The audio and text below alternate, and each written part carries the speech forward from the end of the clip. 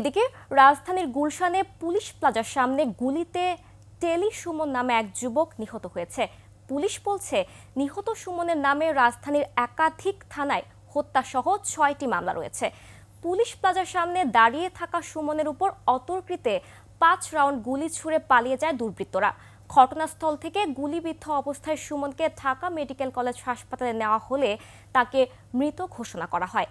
আইন শৃঙ্খলা রক্ষাকারী বাহিনী বলছে, 2 সন্ত্রাসী গ্রুপের অন্তর্কোন্দলের জেরে এই হামলা হতে পারে।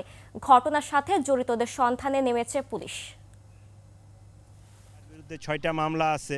আমরা মনে করতেছি যে অন্য কোনো গ্রুপের সদস্য, কারণ আউট অফ নাথিং তাই একটা লোককে এখানে মাইরে দিল।